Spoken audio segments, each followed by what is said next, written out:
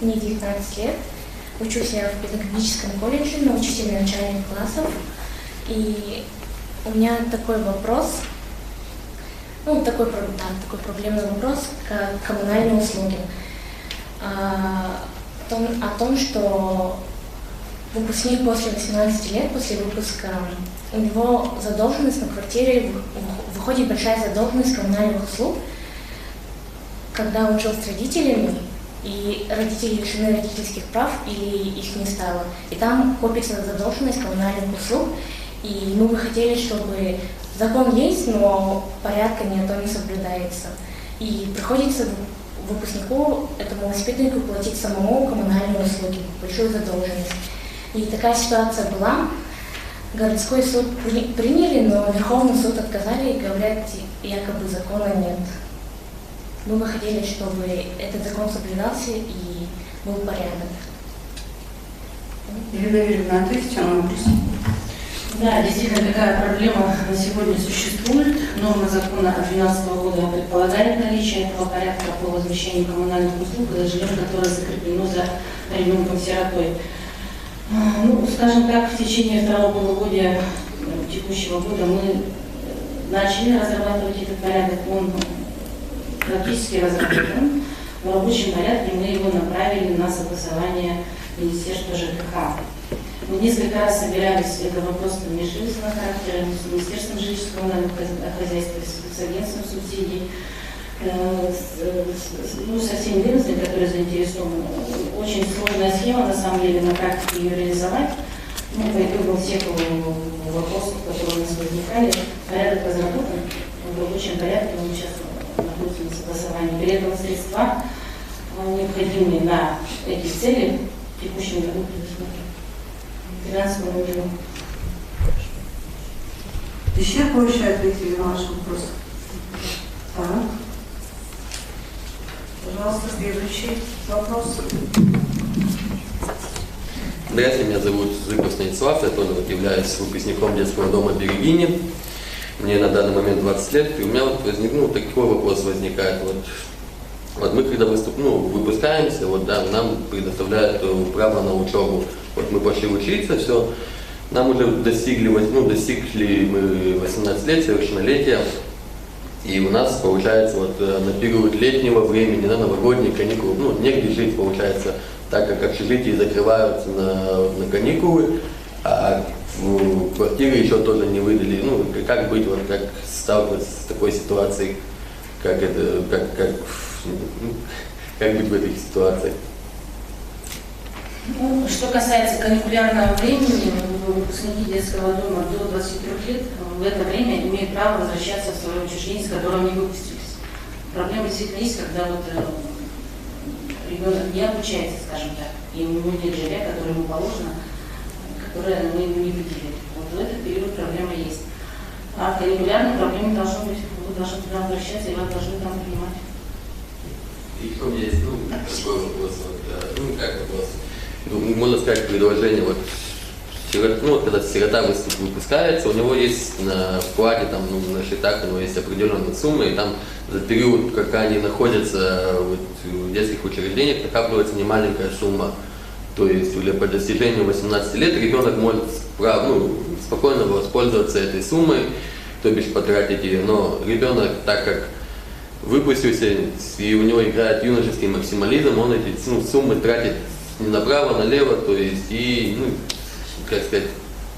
думает о будущем. Ему подсказывают, но он все равно не думает. Можем мы как-нибудь сделать так, чтобы как-то эти суммы были задержаны, чтобы до того момента, пока ребенок не получит квартиру, так как чтобы он смог потом при получении квартиры нормально ее обустроить, нормально, чтобы было все, они у меня просто есть знакомые тоже сироты, и они я видел, как они находятся, какие у них жилищные условия. И у меня такое тоже предложение возникло. На самом деле, на практике такие проблемы действительно возникают, но я думаю, что ограничивать каким-то образом право ребенка воспользоваться этими средствами мы не можем, потому что это будет ухудшение действующего положения. Другой вопрос, на самом деле, проблему нам надо как-то решать. Да, в рамках постинтернатного сопровождения. Как раз таки вот в этом направлении мы тоже начинаем работать более активно, скажем так. Поэтому вот этот вопрос мы тоже рассмотрим. Спасибо за предложение. Можно мне пояснить, да? Еще. Ну, Стас у нас сегодня выступил от имени, я так понимаю, всех сверху, да? По поводу проживания в каникулярное время. Студенты, обучающиеся в учебных заведениях профессиональных, по ходатайству учебного заведения, они у нас принимаются, да, в само учреждение. Но возникает вопрос, например, уже когда мест не хватает, например, сверх нормы мы принять не можем. Вот об этом, наверное, речь идет, когда отдельно, как служба постинтернат, у нас группа общая, где проживают дети старшего возраста, например. И если она переполнена, то, соответственно, выше норматива мы принять этих детей не сможем, они совершеннолетние. Я, например, вот это вот так понимаю. А сколько таких детей на практике есть? Ну, в настоящее время все студенты, которые у нас не достигли 18-летия, которые сейчас в каникулярное время, они все будут приняты в данное время, да.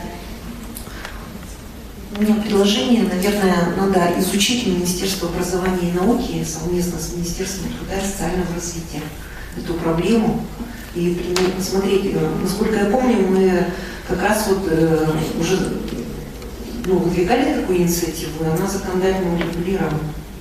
И значит, не исполняется закон. Поэтому нужно вам разобраться, в чем дело. Почему общежития, например, хотя бы для детей-сирот не работают летом, если их не могут взять центры? Спасибо. Добрый день еще раз. Да-да, добрый день еще раз, да. Ну, надо сказать, что по обеспечению общежитиями, во-первых, дети-сироты полностью 100% все обеспечиваются, но в летнее время это очень сложно, на самом деле, это и финансовые расходы, поэтому нам надо найти общее какое-то решение и с детскими домами, и такими учреждениями, которые их содержали, расцветали до поступления в учебное заведение.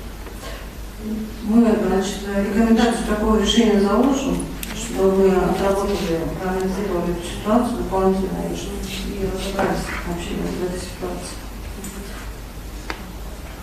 Очень много было вопросов по детей-сирот, о том, что республика ежегодно недостаточно денег закладывает в бюджете на предоставление жилья. Пожалуйста, поэтому хотелось бы услышать Павла Анатольевича по этой проблеме. Коротко. Что мы будем делать в 2020 году? Так, добрый день, Александра Егоровна, Юлия Николаевна, уважаемые участники форума. Так, давайте я сперва расскажу, как осваиваются средства 2019 года, потому что вопросы действительно прозвучали, что на 1 декабря освоено всего лишь 60%. На сегодняшний день, по нашим данным, из общего лимита выделенных финансовых средств в сумме 1 миллиард 251 миллион рублей освоено 933 миллиона рублей. До конца года планируется освоение в сумме 1 миллиард 112 миллионов рублей, и мы до конца года должны обеспечить 598, возможность обеспечения жильем 598 детей-сирот. Это из всего объема общего количества 984 сирот, у которых появилось право на начало текущего года.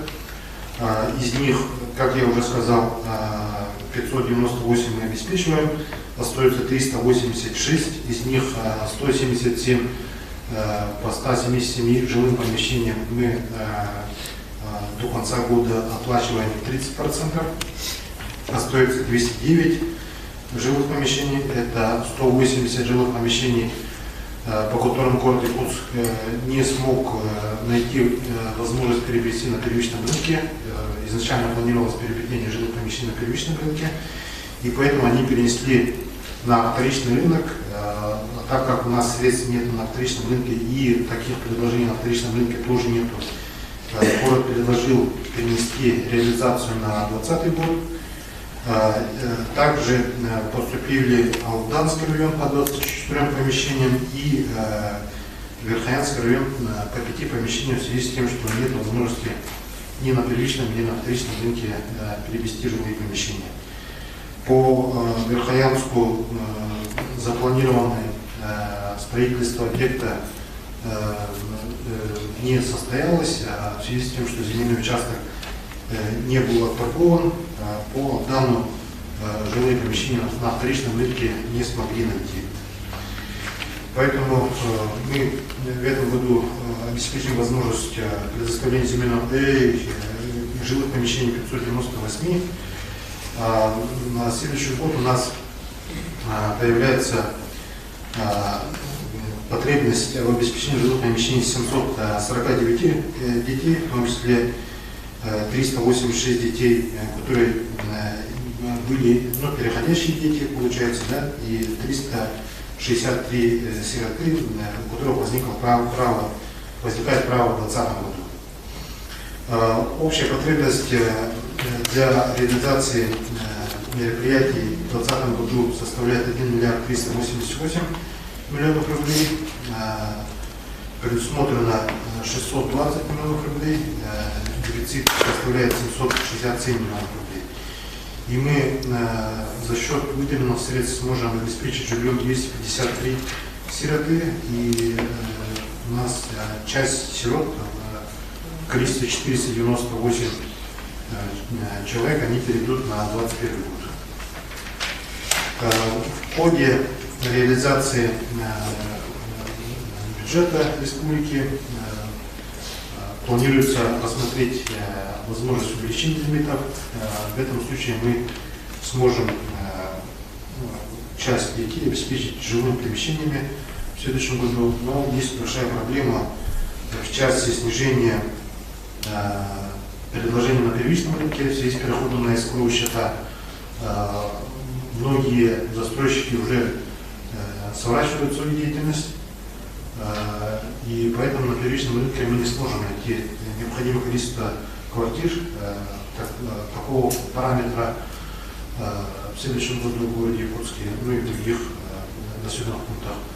Поэтому придется искать тоже жилые помещения на вторичном рынке. Стоимость жилья на вторичном рынке в последние месяцы очень сильно растет. Сказывается, опять же, переход на эскроу счета, уменьшение количества строящихся объектов. Также сказывается старт таких, во-первых, снижение процентов по ипотечным кредитам, общее снижение, то есть увеличение спроса. Кроме того, сейчас стартовала 2% ипотека, то есть также произведет сброс финансовых средств на рынок жилья, как на первичное, соответственно, с первичного перетекет на вторичный рынок, и, соответственно, стоимость жилья как на первичном, так и на вторичном рынке мы предполагаем, что вырастет, и мы не сможем, скорее всего, найти также жилье на вторичном рынке по необходимой стоимости. Какие есть угрозы, если даже, вот, например, 1 миллиард 388 миллионов рублей сможем найти, то нет никакой гарантии, что мы сможем реализовать мероприятие. Поэтому мы, скорее всего, по итогу первого квартала будем также рассчитывать по уже фактической стоимости жилья на первичном рынке, на вторичном рынке, то есть и исходя из того, сколько застройщиков смогут предложить жилые помещения, которые вводятся у нас, будут вводиться в 2020 и 2021 годах на территории нашей республики. Именно однокомнатные квартиры необходима площадь от 24 квадратов до 38 квадратов метров. Вот такая ситуация. Спасибо. Может, Алена Николаевна дополнит, Павел Анатольевич? нужно дополнить, уважаемые коллеги.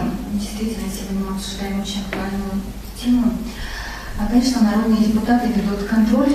То, что вот Павел Анатольевич сказал, мы это и на правительственном части, и на круглых столах всегда задаем вопросы, всегда контролируем. И, соответственно, то, что действительно неосвоение, которое зафиксировала счетная палата на 11-м пленарном заседании, сейчас вот как сказали, что все-таки сдвинулось и идет освоение, и очень надеемся, что до конца года средства, которые были предусмотрены на этот год, будут освоены, поскольку действительно очень важно, когда государственные бюджетные деньги, которые отстаиваются народными депутатами, вот в прошлом году 1 250 000 000 было предусмотрено, но как оказалось, что есть такие проблемы, которые озвучил Павел Анатольевич. Что касается следующего года, конечно, мы когда смотрели бюджет в первом чтении, Комитет по делам семьи и детства, конечно, зафиксировал факт, что было предусмотрено много меньше, то есть было в начале 500 294 предусмотрено, а во второй корректировке всего 637 миллионов, то есть на ненамного было увеличено. Когда как мы делали поправку на дополнительные 770 миллионов по потребности, которая есть на 2020 год, но, к сожалению, поправка наша не прошла согласительную комиссию, она была отклонена. И мы включили постановление Государственного собрания, где рекомендовано правительству обеспечение, в первую очередь обеспечение жилым помещением детей-сирот и детей, оставшихся без попечения, то есть на эти цели предусмотреть в 2020 году при корректировке дополнительные средства. Мы очень надеемся, что, вот как министр доложил, что если в первом квартале мы уже видим освоение и потребности, соответственно, мы готовы тоже подключиться к работе, чтобы действительно корректировка произошла, и те дети, которые у нас стоят в очереди, были обеспечены жильем. Что касается приемных семей и той проблемы, которая была озвучена молодым человеком, действительно она была тоже прозвучала на круглом столе, который мы проводили с Ольгой Михайловной Андросовой.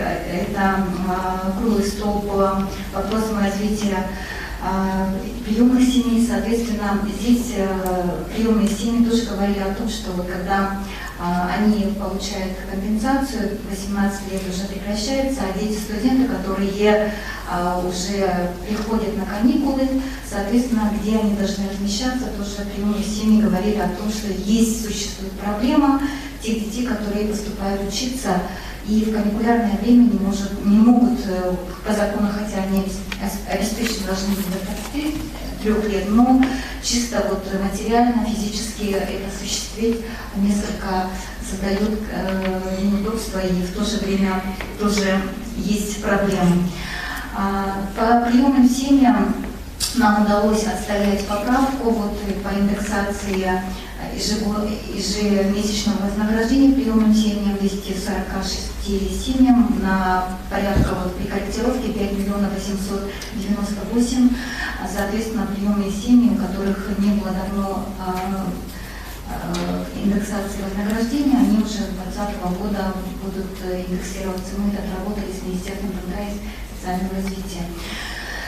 Конечно, необходимо сейчас все же вносить предложения, потому что существуют проблемы и по вторичному жилью, то, что касается.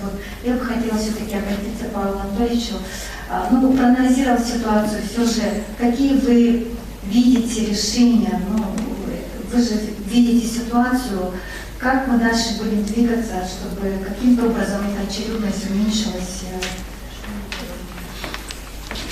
Одним из вариантов, который мы уже рассматриваем, это оплата арендных платежей в период ожидания детей-сирот. Этот вариант поможет решить вопрос большей части, и очень быстро этот вопрос нужно решить. Что касается приобретения жилых помещений на вторичном рынке, то тут нам очень мешает ограничение 25%, сейчас, хотя запущен проект федерального закона о снятии ограничений для тех городов, у кого население менее 500 тысяч жителей, но тем не менее, пока этот закон примется, у нас есть ограничения, и это ограничение очень сильно влияет. Если бы это ограничение снялось, у нас, в принципе, появились бы дополнительные предлагаемые квартиры. Кроме того, необходимо, скорее всего, уже целенаправленно направлять застройщиков по строительству именно жилых домов для детей-сирот по определенным параметрам, для того, чтобы уже не искать на первичном рынке и вторичном рынках, тем более цена на вторичном рынке, цену мы не сможем уже. Вот такие. Павел Анатольевич, значит, вы прекрасно знаете, что эти проблемы возникают каждый год, поэтому то, что вот вы сейчас рассказали, это как бы вот пока еще